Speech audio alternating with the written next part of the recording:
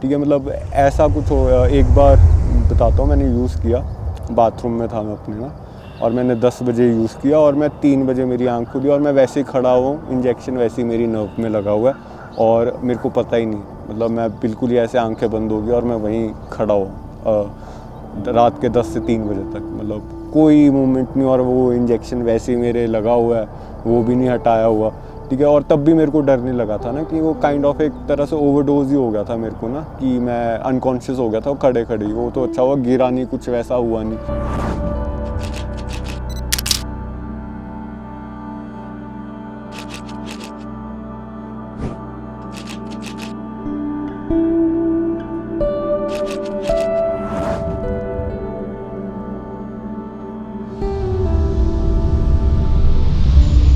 हिमाचल प्रदेश हमेशा से अपने टूरिज्म के लिए भारत का एक अहम हिस्सा रहा है।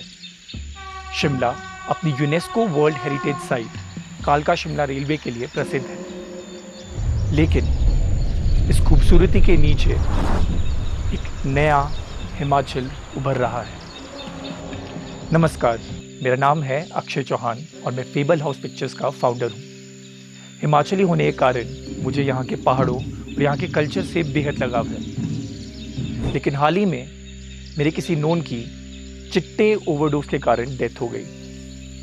रिसर्च करने पे पता चला कि इस साल हिमाचल में लगभग 13 रिपोर्टेड ओवरडोज डेथ के केसेस हैं। अनरिपोर्टेड पता नहीं। इस चीज़ ने मुझे कंपेल किया कि मैं इस चीज़ के प्रति अपनी आवाज़ उठाऊं।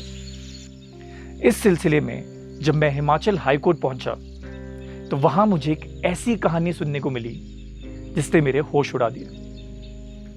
अभी हाल ही में हिमाचल में एक डिस्ट्रिक्ट बिलासपुर में एक ऐसा इंसिडेंट सामने आया है जिसमें बच्चे को लत लग गई नशे की। अब धीरे धीरे उसके बाद पैसों की कमी हो गई, ये महंगी ड्रग है जैसे आपने बताया। तो उसने क्या करा कि उसके मदर बीमार रहते थे। हाँ, तो मदर को उसने बोला कि मैं आपको एक ऐसी दवाई दूंगा जिससे आपकी पेन ये ख़त्म हो जाएगी, लेकिन you have to spend money.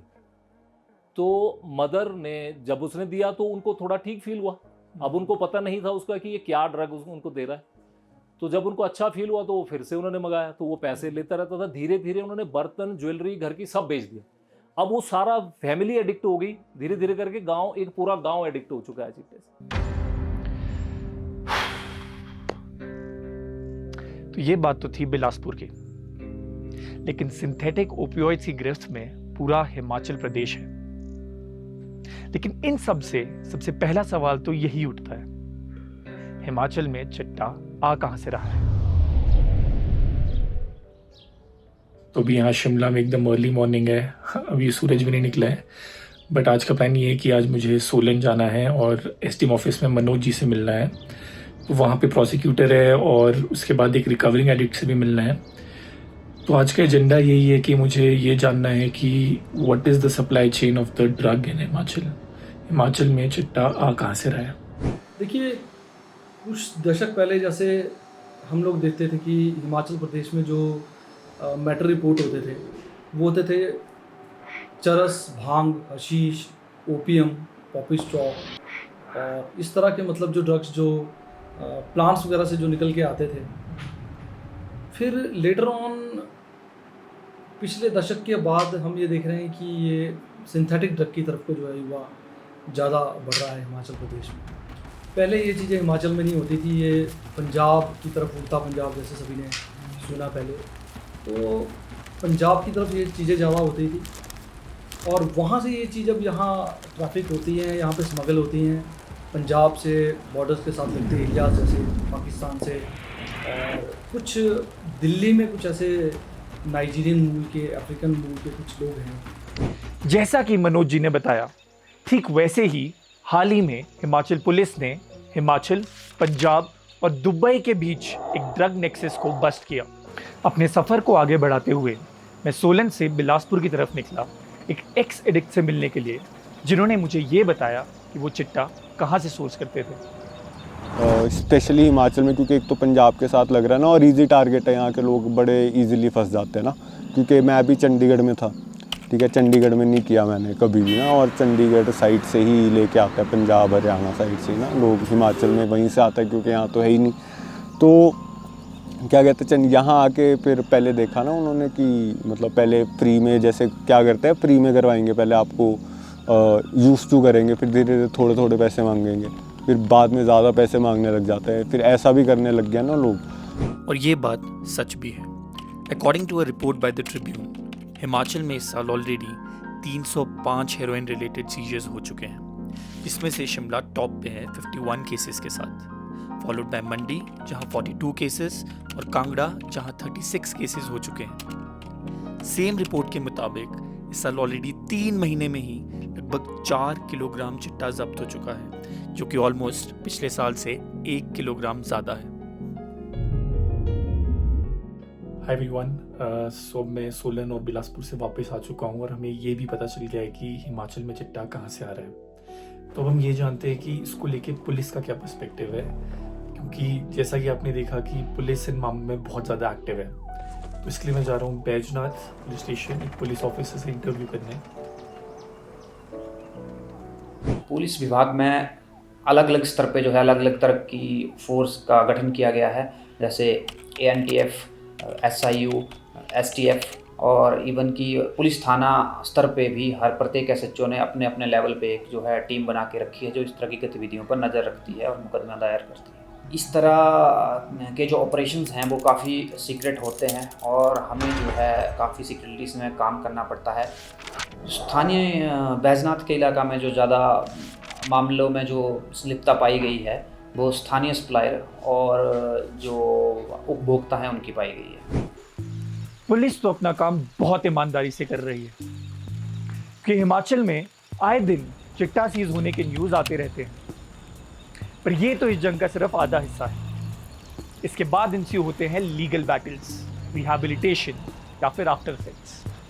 Legal terms में चिट्टे जैसे ड्रग से डील करने के लिए एक अम्ब्रेला एक्ट है, इसका नाम है NDPS act, narcotic drugs and psychotropic substances act. पर इस एक्ट के बारे में बताने के लिए एडवोकेट से बेहतर और कौन हो सकता है। 1857 ओपीएम एक्ट था, देन 1878 ओपीएम एक्ट सेकंड आया, उसके बाद 1930 में डेंजरस ड्रग करके एक एक्ट आया था।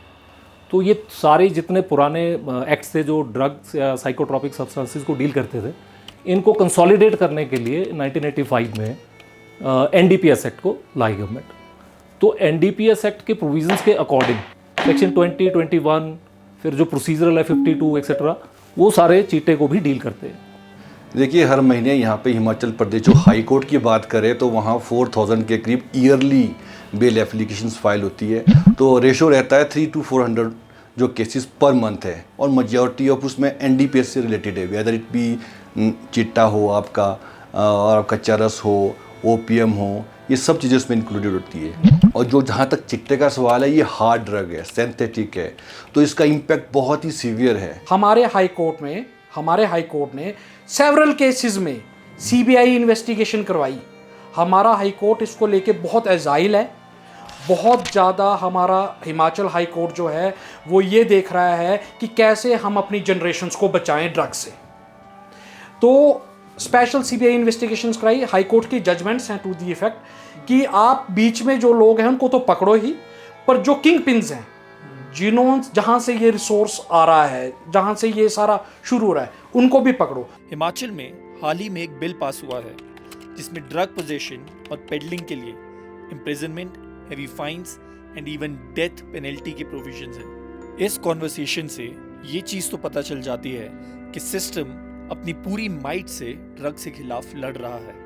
चिट्टे की इस जंग में आखिरी और सबसे इम्पोर्टेंट पड़ाव आता है रिहैबिलिटेशन और डॉक्टर्स का। इसके लिए हमें ये जानना बहुत ज़रूरी है कि चिट्टा छोड़ने पे आपकी बॉडी कैसे रिएक्ट करती है और डॉक्टर्स और रिहैबिलिटेशन सेंटर्स इस चीज़ से कैसे डील करते हैं।